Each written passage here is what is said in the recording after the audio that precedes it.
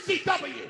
This ain't Monday Night Raw. This ain't SmackDown. This ain't even WWE. This, my friends, is GB fucking M.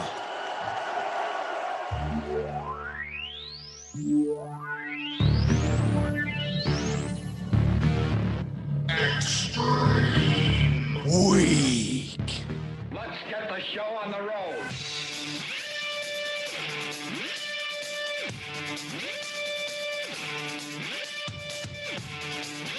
Hello, welcome to Good Brother Morning. This is Rex the Boot Atkins, as always, with Easy E, Eric Kearney, and Joe Dog Hallam. Eric, if you were a hot dog, would you eat yourself with mustard or ketchup? Both. Oh. And why? What kind of hot dog would you be? Oh, Oscar Mayer Wiener. Hey, did you hear their new promotional song? No. My Corona has a first name. Oh. It's COVID-19. My Corona has a second name. It's COVID-19. You fucked that up, Joe. Yeah, I you're did, so... Oh, it's live, pal. We're live, pal. Christ, Joe. Oh, good Get it Lord. together. You know, Jim Um, Ross, he's a good guy. I like him. Have you Let's had his get him- barbecue sauce? It's pretty good. No. Nah, I've had it. It was all right. You've had it? Oh, Yeah. you know what? I have had it. Yeah, it was a mark and I bought it. They used to sell it at the chain Value Mart. It was like Oh. a small town grocery chain. I bought I one used to- time and it had the hat, like the little felt cowboy hat on the top, and I just Yeah. couldn't open it. I was like, oh man, I can't do it. So I but did I it. tried some. I Yeah? did it. Yeah. It And you wasn't bad. I didn't mind it. You guys didn't like it? I liked it. I It mean, was okay. Yeah. It wasn't anything special. It was standard barbecue sauce with JR's name on it. That's we yeah, should have like if JR's barbecue sauce was an indie wrestler, it'd be Eric Kearney. wow, good. That's It's good. I mean, not It's great. pretty- It was Yeah. Create a Wrestler 101 is what it was. it's pretty good. I mean, you know. Oh, that's Well, just sad. you know, that's mean. I don't even know what day it is today. Do we know? what It's it is? Tuesday. It's Tuesday. Okay. It's Tuesday morning, and today we are going to be joined by the Rottweiler, C.W. Anderson. You know what I'm most excited to ask him? I'll save it for the pod. Yeah, save for the pod. But tell us, like, give us like a wink to tell us that this is the question that you. It's going to be the first question I ask him because I'm surprised he turned down the first contract that he was offered, which Okay. has nothing to do with wrestling, by the way. So oh yes, okay, I know exactly. Yes. So, spoiler alert. It's not really a spoiler. It's already out there. Joe looks like he's falling asleep. No, I did an hour long or so podcast with him a while ago on the other one that I was doing, and we talked a little bit about that. But yeah, Oh, did you? Okay. It's crazy. Did you say the other one? So like you won't even promote your podcast on your podcast. No, You don't even want to say the name of your. That's how good you are promoting podcasts. The I'm What not- You Talking Boot podcast with the Yeah. the Boot I'm not- Atkins. actively advertising it because I'm not doing it. So I'm It's trying not to. It's not Voldemort. You're like it shall not be named. It's not Chris Benoit on the network on the WWE network. You're like, Well, actually, Sierra technically owns the rights to that, and there's some contract disputes, so I don't really want to promote that right now. she owns the right to the boot. No, not really. I'm just Oh, okay. fucking joking. Jesus Christ. Sorry, Man, I I thought you were gonna say she owns the right to Chris Benoit. 'Cause you had just said Chris Benoit. There it is. Oh! There you go, Jeez. Eric. There We're he is. back on. I love how we had to add that to the board because he comes up he's like the Jesse Bieber, except for now instead of him coming up every time, we bring up Benoit every time. I wish they were more similar.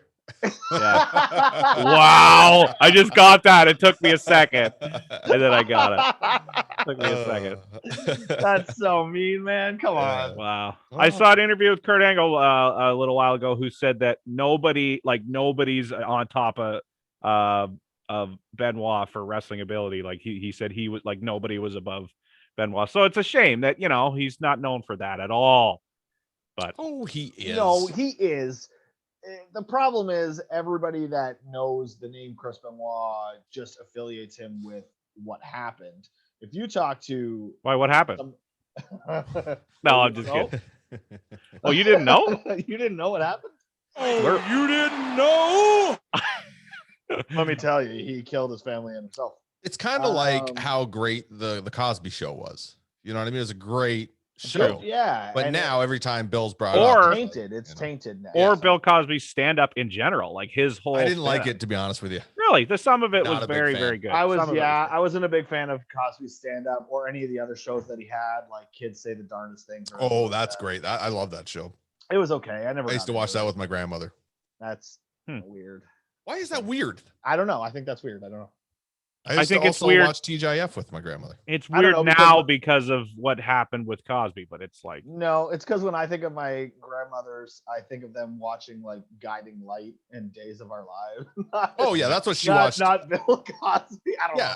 No, that's what we watched together. Like she put that on for us because I was. She knew that Rex wouldn't want to watch her stories, so she's like, "Let's put something on we'll both like instead of Days of Our Lives." Or whatever. My grandma has a lot of stereotypical grandma things. Like for instance, like how grandmas get really into pro wrestling when it happens to be on. Yeah. But like she went to a live show one time and she attacked Cody Deaner. He was a heel. That's amazing. So my grandfather went to a show one time, live show in Hamilton, and I was in the middle of a storyline where I think I was against Del Bruno at the time, but Ethan Page was there, and the whole thing with the storyline was eventually Page was going to turn on me. So I was getting my ass kicked by like Logan Savage, and I'm almost positive Del Bruno was out there. Anyways, a whole bunch of guys, Jesse Jones too. Page makes the save, and then turns around and just blasts me with a chair after he gets everybody out. So like we built this whole storyline, making it look like eventually Page and I were going to team and wrestle these guys and everything. And then Page turned, so I could feud with him. And my grandfather was so mad. He got out of his chair and folded it up and walked up to the barricade and was like swinging the chair over the barricade at Page. It was amazing. Old people hate heel wrestlers. It's just like a fact. What is it about old people though? Like you would think old people would be like, they get it. You know what I mean? Like they get that it's a work or whatever. Like you think that's how they'd be. But hey, CW Anderson is here. Yeah. We were talking about how grandparents like get super into wrestling sometimes and like try to attack the wrestlers, like grandmothers and stuff. Had it happen. Yeah, so there you go. Yeah. Eric's grandfather attacked a wrestler. My grandmother attacked Cody Deaner. There's a whole, and we're wondering why that is. Like, what is it about old folks that they just believe it? They still do. It's my grandparents when they were alive. And I remember specifically my grandmother watching me on pay-per-view like the day after, and I'd flow home and I'd be sitting there and watching it. And she'd be screaming at the TV, "Kick him, Chris! Kick him! Kick him!" I'm like, I'm right here. I'm in the room. Yeah, I've been out where when I was at ECW and being the heel and get bumped out. I've had old women hit me with umbrellas. I've had them kick me, and they still believe it, man. My grandmother until my dad's mom until the day she passed away, she believed it. Maybe that's what we need to do for indies, man. We just need to sell tickets to old people. Forget the young crowd. Maybe that's because back in the day, like when they as they were being raised, wrestling was still kayfabe city, right? Like I mean, that it was legit when they were going to Stampede or wherever. It was the heels didn't talk to the faces and everything like that. So maybe that's why they still believe, right? Yeah. I know they did. They still believed in it, and I couldn't convince her that, because I've always hated the fake word, but I couldn't never convince her that we were friends. She's like, "Why is he hitting you that hard? Why didn't you whoop his ass?" I'm like, well, it just wasn't the time for me to do it, Grandma. And I was like, he's my friend. I was like, he's my friend, he hugged me afterwards. I just talked to him or something along those lines, and she didn't believe it. So it was just, they're a different generation, man. They're a lot tougher than what we were or what we are. For instance, my granddad, I'll tell you this quick story. When I was 21, my granddad, who was a farmer, because I live on the 68 acres that he gave my family, he had a tractor run over his head and nothing happened. Wow. What? He just bounced probably the tractor tire fell off or something. It was my uncle has that tractor still. It's an old Massey Ferguson, and it's the big rear tire ran over his head. It went into gear. He slipped into gear. He fell off of it and it ran right over his head. I still got the vision of the ambulance being there and he just sitting there like this. That sounds like a Chuck Norris joke. Yeah, because I was thinking, like, how do you even get into that position where your head is under a tractor? See, I was assuming that he was working on it and something happened. I want to say he was working on it and he hit it and knocked it into gear because those were, the gear was, it was between your legs and where he was working on it. I don't remember how it ends up, but I do remember it running over top of his head. He's probably so tough that it started rolling and he was like, I'll stop this fucking thing. Yeah. He just put his head right under it. Stop right there, tractor. I remember he snatched me off a moving bicycle one time when he told me not, he had this long path and my uncle was driving up it and he said, Chris, don't you go cut in front of him. And I was like 10, 11 years old. So what's the first thing I'm going to do because I'm defiant? Of course I'm going to cut in front of him. So I rode my bicycle and cut in front of my uncle. And when I went by the porch, he was standing on it and snatched my ass off the bicycle as the bicycle kept going. Wow. And proceeded to wear my ass out. Tough as whale shit, as they say. That's what, I'm 50 years old and I won't pull out in front of traffic now because of it. So. Oh my goodness. He taught you a lesson, I guess. Yeah. Wow. Yeah. Huh. That's crazy. CW, I got a question for you. Sure. And I found out, I know you were on Rex's podcast on what you're talking about, and you touched on this, but I haven't heard the story. I know back in the day, like it would have been late 80s, early 90s, your first contract that was offered to you was to be a catcher for the San Diego Padres. Was it not? Yes. And you turned that down. Yeah, they offered to draft me, and my mom talked me out of it. Said go to school. Like you would have been the catcher for Mark Davis. Mark Davis would have been the pitcher. Actually, I would have. It was around the time I think they drafted Brad Ausmus after me, and Brad Ausmus. Brad Ausmus is in the Hall of Fame now, and I was better. Yeah. I was considered better than he was. So, but yeah, that's just like major sport, one of the 4 major sports. It's just huge in the U.S. to begin with, baseball, and you have a chance to be drafted by the Padres in the MLB, and you're just like, I'm gonna go. And it was before that. I hate, there's so many days that I hate that it ever happened, and I wish I could go back and change it. But it was, I was very influential by my parents, by my mom especially, and never, we never really went anywhere, never did anything, never even been outside of North Carolina. I think like Cherokee, which is the mountains of North Carolina, is the furthest I ever went away, and she convinced me to go to school that the pros will always be there, and it was shit money. I mean, I thought it was good for the time. It was 1989 before the Latin explosion of catchers came through, because it was really, it was Tony Pena, and then you had my idol Benito Santiago, who I patterned my catching style after, and Sandy Alomar Jr., who was his backup. But it was like $20,000 plus $2,000 signing bonus. I was going to go to rookie ball, and the guy he got drafted by the Padres. He was a friend of mine the year before, and he said he damn near starved to death. And that's when he said that around my mom, that was it. But it was kind of crazy because when they came to scout, they were scouting our pitcher, and I was throwing it harder from my knees at second base, and he could throw it off the mound. Wow. Oh my goodness, man! I coached baseball for years. I'm young kids, right? But yeah, I used to always tell them like, the best arms on the field are the catcher and the center fielder. Like those are the ones that can throw the ball the hardest. And not necessarily the best legs normally either. Sometimes the center fielder, man, I would put the fastest kid in center field all the time. Yeah. But normally a catcher, I mean, with a constant squat like that, you've always got it's a little tricky to run. I had white boy speed. Yeah.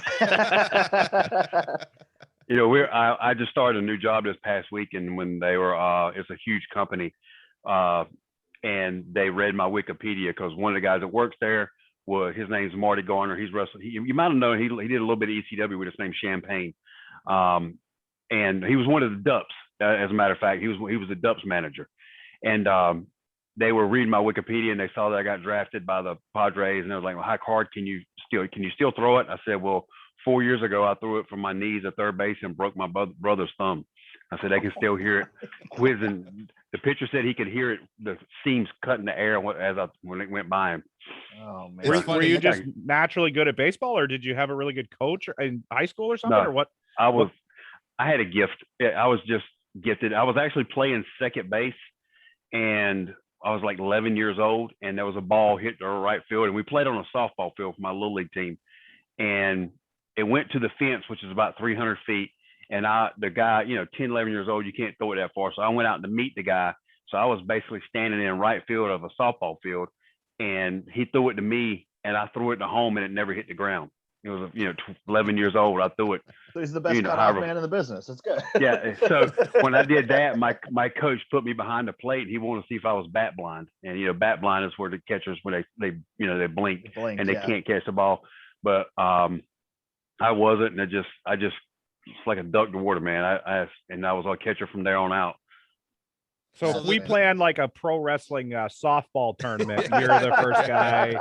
Yeah, well, that's what I was just going to ask. Was you said they asked you this with your new job? Is that why they asked you? Do they have a softball team or something? Yeah, they do. Yeah, they do. That's why you got the job. It's like, all right, we're drafting this guy. He was asking me. He said, "How far?" Because he said, "I bet you're a home run hitter." I said, "I wasn't until I started playing softball." He said, "What's the furthest one you ever hit?" And I was like, it was like 450 feet, something like that, with a softball. It was. Wow. That's crazy. So you're giving them the resume. They're like, yeah. Anyway, here's your cleats. Yeah. You're hired, and here you go. Yeah, they're already talking about, like, when I came by the next day, like, yeah, you're playing with us next year. I'm like, okay, that's fine. Wow. So if your mom was so against signing a contract with the majors, how did she feel when you finally signed a wrestling contract? Because I know just from being in the Indies, my mom hates it, and I'm not even doing this full time. But that's where the money is, Eric. Still hates it. Like when I did that BS retirement, when I last over this, she was so happy. I remember her high-fiving my dad that I retired, and then when I unretired and came back, she was just like, what if you get in? I was like, Mom, it's the same spiel you've been doing for 27 years. If I get hurt, I get hurt. It's just going to happen. But this is what I want to do. I want to finish my days wrestling. And she's still against it, always. She's thinking, oh man, I should have let him play baseball. I know. I know. I could have been retired now. I'd been good to go, but no. Yeah, you'd be in the Hall of Fame. You'd be wrapped up. Yeah, exactly. You'd be a pitcher coach or something. Yeah, I'd have money. Hell yeah, yeah. I told you before that I personally felt the retirement was a mistake anyways, considering you're 50 years old and you're in the best shape of your life. Like literally you look amazing. You don't look 50 years old. You're moving better than ever. So to me, it made no sense that you were retiring, but you said, you were going through a lot of things and felt like the right thing to do. Since then, since we last talked, have you come back? Has it happened? Yeah, absolutely. I unretired January 1st, turned 50 on January 7th, got engaged on January 8th. And, I'm blessed by the woman I'm with now, and, which is amazing because we're at a church now, which we absolutely love. We're there 3 times a week. I'm there with a Connect group with my Connect group brothers at one guy's house. And on Thursday night, we're with married couples with them. And then we have Sunday. And, she got baptized today, which was an amazing thing. Oh, I was so proud of her. Yeah, my mom was there. My mom cried. So it was an amazing thing. But, I came back, it was a few weeks ago, about 3 or 4 weeks ago, and I wrestled, holy crap, who was it I wrestled? What was the guy's name? Dex Justice. Matthew Justice. Holy shit, I'm really blanking on his name right now. Down in Florida. Okay. Why am I blanking on his name? She's gonna look it up. You're 50. You're allowed to have these moments. But yeah, she's gonna look it up real quick while we do. But I wrestled him with Bill Alfonso being his manager. Oh wow! Which was awesome. Super Crazy was there. Fonzie was there. Sandman was there. So it was good to see them. We were in Boca Raton, and then I wrestled right down the road about 3 hours. Matthew Justice is his name. Sorry, Matthew. Okay. You know what it is? I had a manager when I first started named Dexter Justice, and that's why it keeps clicking in my mind. So I can remember somebody from 27 years ago, but 2 weeks ago, I can't remember. But anyway, yeah, Matthew and I had a great match. And Matthew Justice, man, if you guys haven't talked to him or seen him work, you should get him and watch the stuff. Dude's good. really good, like old school good. But then I wrestled this young kid on a Saturday night, and he split the inside of my ear open by not taking a tackle quick enough from me. Oh. So I was like, "Yep, I'm glad to be back." So I've never even heard of that injury from not taking a tackle. Yeah. It was a typical. He was nervous to wrestle me because of who I am and things like that, which I get because I was there. But I shot him off for a time, and he was off on everything. His timing was so off. And when I shot him off for the tackle, I run over top of him, and I guess he won't think I was coming that quick, but he headbutted me right there. I thought I busted my eardrum because I like fell back for a few steps, and blood filled up on the inside of me. And then, of course, I was pissed off and tightened him up a little bit. When I come in the back, he wanted to apologize, and Brittany's my valet. And when he was trying to apologize, she got in his face. She's like, "You need to take a walk." Oh man, that's the worst feeling. Yeah. I've been there for sure. Like I've had people just be like, I remember James Storm, I pissed him off one time because I messed up an entire thing. I couldn't find the fucking chair for this thing we were gonna do. It was nowhere to be found. And he fucking, I came back downstairs and he blows right past me. He just, fuck, man. He just fucking walks by. I was like, oh, man. Like, it sucks. Oh, jeez. Yeah. Well, it's been over 2 weeks now. Like, it's still tender right there to touch. I'm like, I don't think this damn thing's ever going to heal. Yeah, it's like being slapped in the ear. I've had people go to slap, and I've said it. I was like, just don't hit my ear. I don't care how hard you slap me. Don't hit my ear. I don't, every single time cups the ear. They just posted the video. We did the interview with the Dangerous Alliance, myself, Bill Wiles, and Louis Dangerously. And I was telling the story of my first pay-per-view match. It was against Mikey Whipwreck. It was at Guilty as Charged 2000. And we were in Alabama. And Bill and Lou were seconding me. And right before we walked out, because we had a spot where Bill was going to grab Mikey in the beginning. I was going to slap Mikey. He was going to duck, pop Bill, and go into the match. Right before we walked out, the famous words Bill says is, "Don't slap me in the ear." So what do? I waffle his ass right in his ear. Oh. And if you ever, I think the match, I think it's on, I know it's on YouTube. You see Bill like flounder around the ring because all in his ears he's hearing wah wah wah. He's like in the way of the first spot. I literally ruptured his eardrum, and the next day when he woke up on the pillow, he had like ooze and stuff. But I remember we got ready to do a spot, and he leans in. He says, "You busted my eardrum, asshole." It's so tempting too, because like a slap to the face is almost like a cheat code in wrestling to get like that instant react and like just get the crowd invested, right? Like a good slap to the face will just wake people up and get them ready. Also, Bill Wiles, by the way, he was supposed to be here. He wanted me to tell you, CW, he's sorry. He's in South Dakota and he has no Wi-Fi, so he's I don't doubt that. Yeah, he's with his boy, which I understand, man. Yeah, he said, "I don't doubt that." I thought you were for sure going to say that's a lie. He just didn't want to do your pod. Yeah. Yeah, he's been posting pictures with him and his oldest today in the past few days of their travels and stuff. So, yeah. So I'm pretty sure up to this point, you are the only one we've had on here so far who has been original ECW and did time with WWE ECW. I never even thought of that. Yeah. And so, like, I'm assuming major differences between original ECW and the way WWE ran. Is there anything that stands out in your mind that when you were doing this ECW for WWE, they're just like, I hate this and I just wish they would go back to the way it was? Or did you think it was a little better than No, it fucking sucked. Yeah. That's the response I was looking for. Okay, cool. Yeah, it was a, forgive me, but it was a Disney version. It won't even, I think Disney version would have been better. It was horrible. When I signed, the pretense was Tommy and Paul were going to be in control. We were going to run our little venues. We were going to stay off by ourselves. You know, of course, we were owned by WWE, but we were going to still do what we were supposed to. And our very first show was at the ECW Arena. I think RVD and Kurt Angle were main. Sabu and I wrestled each other. And Vince saw the footage, hated the lighting, all that stuff. And he took it over. And once he took it over, it was the shits. He started bringing his guys in, and it just was not ECW. It None of just those looked guys like are. it just Yeah. looked like a superstars or something, like just a separate pre like a third WWE show. brand, Yeah. Yeah. It wasn't the same thing. And even the lighting, like to me, having the lighting a little different and having maybe even a little different look to the ring, and like for instance, the nice shiny black guardrails, having like the real guardrails and stuff, that would make it so much better. Like it would just look legit.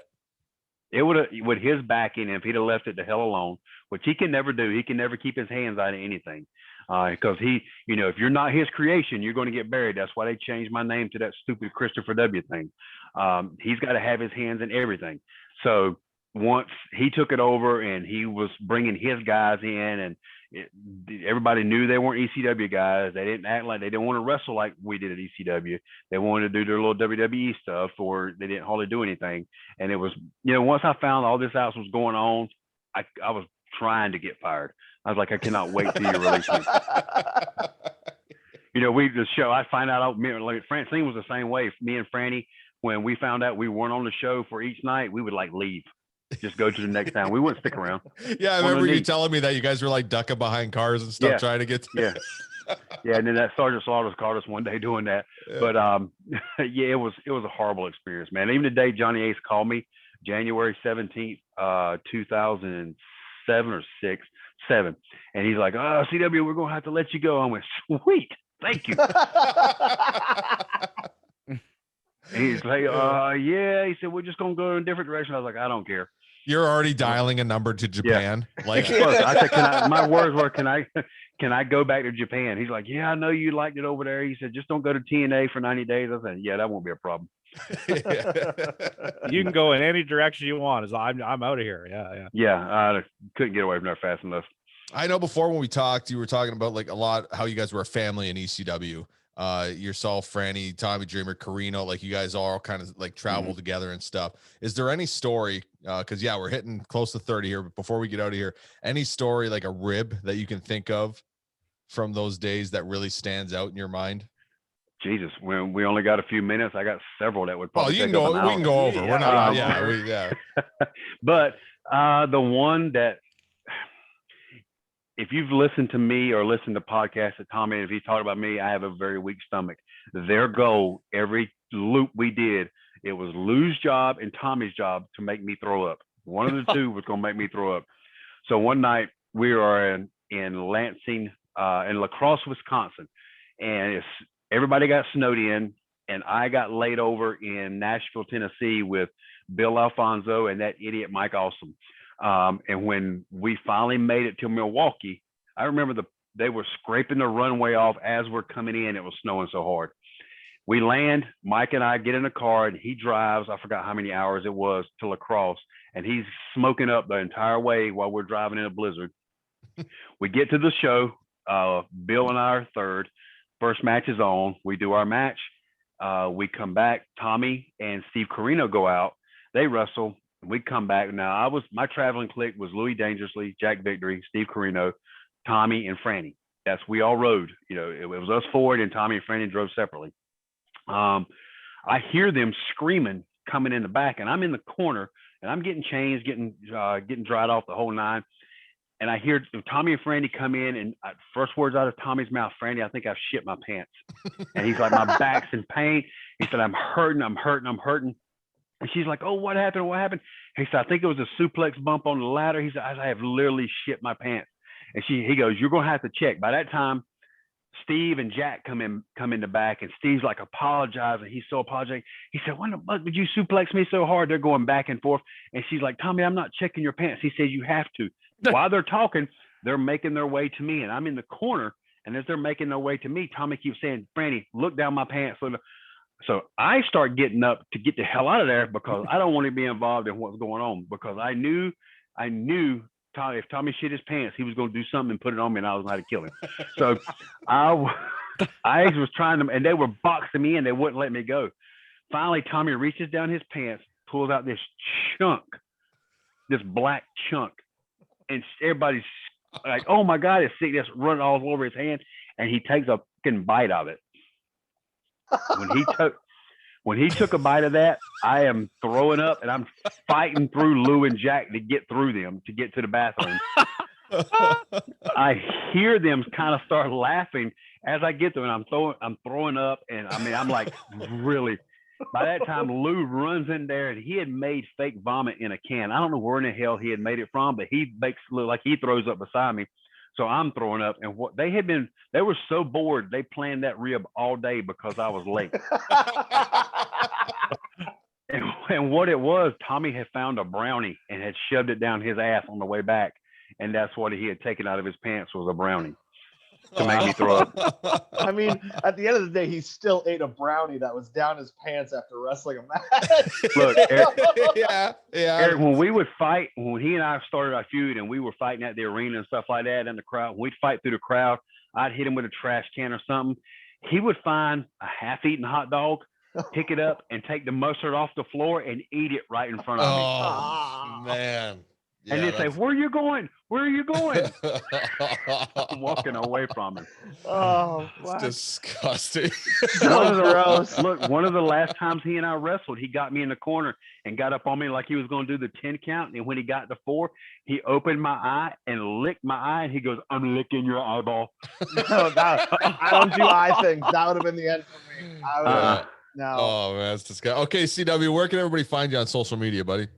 Everything's at ECW Anderson. There you have it, Facebook, folks. Instagram, Twitter, everything, man. Everybody that messages, man, I get back to you always because I appreciate every one of you guys that messages me.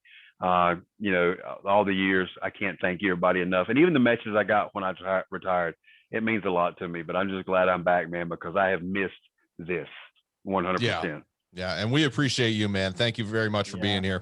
Yeah, thanks, for having me, CW. guys. Appreciate it, Big man. fan, brother. Thanks very much. Take care, guys. Thank you.